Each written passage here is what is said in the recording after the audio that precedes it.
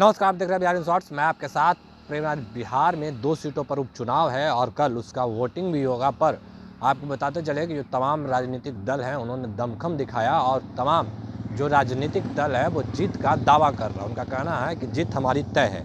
इस पर अभी हम बात किया जेडीयू के संसदीय बोर्ड के अध्यक्ष उपेंद्र कुशवाहा से, तो उन्होंने भी कह दिया कि जो पूरे वोटर हैं वो महागठबंधन के तरफ एक गोलबंद है और महागठबंधन की जीत होगी। पहले हम आपका उपेंद्र कुशवाहा का वो बयान सुनवाते हैं। दोनों जगह भारी मतों से हम लोग जीतेंगे, मोकामा में भी और गोपालगंज में भी। वहाँ दोनों जगह भारी समर्थन है लोगों का, इसलिए कहीं कोई इफबट है ही नहीं। बीजेपी वाले लोग दावा कर रहे हैं कि इस बार जो है अच्छा, पहले ही कोई पार्टी कैसे हार मान लेगी? तो बीजेपी के लोग अभी कह दें कि हम हार गए, ऐसा तो होता नहीं है ना। तो इसलिए लोग बोल रहे हैं, लेकिन वहाँ कहीं कुछ लड़ाई ही नहीं है।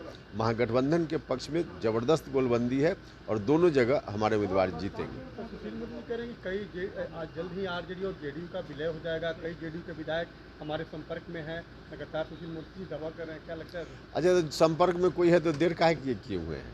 संपर्क में है तो जल्दी कार्रवाई कर लें जो करना हो।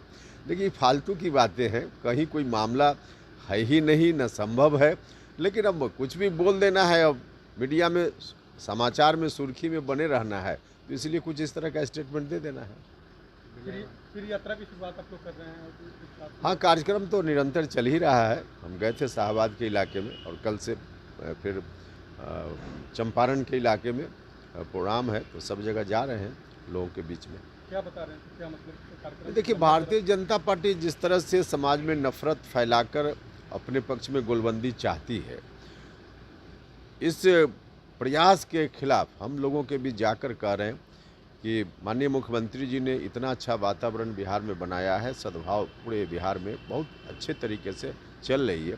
इसको बना कर रखने की ज़रूरत है, क्योंकि सद्भाव रहेगा, वातावरण अच्छा रहेगा, तभी विकास का काम भी होगा और समाज भी अच्छा बनेगा। तो बीजेपी इसमें तोड़ने में लगी हुई है, बीजेपी सद्भाव को तोड़ने में लगी हुई है, एक तरह से कहिए कि पूरे देश को तोड़ने में लगी हुई है। तो लोगों को सचेत करना है कि आप सब लोग उनकी साजिश में मत आइए और मिलजुल करके रहिए, ताकि आगे विकास का काम और तेज़ गति से हो सके। तो सुशील मोदी बोल रहे हैं कि अब चिराग पासवान भी हमारे साथ में, अब तो कमल खिलेगा ही। अब ये तो बोले ना, उनको बोलने से कौन रोक देगा? लेकिन दिख जाएगा ना, अभी चुनाव परिणाम दोनों जगह उपचुनाव का आने वाला है, दिख जाएगा क्या होता है। एक्सपोज हो गया लगा चिराग जी का जो पहले का खेल था, अब एक्सपोज हो बिल्कुल, धीरे धीरे तो परत पहले हम लोग तो पहले ही से कर रहे हैं और लोगों को मालूम ही था, लेकिन ऑफिशियली लोग स्वीकार नहीं करते थे। लेकिन आज अब ऑफिशियली अब तो साफ साफ है ना चीज़ें कि क्या साजिश बीजेपी की थी, किस तरह से अपने लोगों को वहाँ उम्मीदवार बनाकर भेज रहे थे और हर जगह जेडीयू के उम्मीदवार को हराने का काम हुआ। तो उस वक्त तो छिप छिप कर रहे थे और ऑफिशियली स्वीकार नहीं कर रहे थे, लेकिन अब तो सारी बातें सामने आ गई, जनता सारी चीज़ों को देख रही है। धन्यवाद।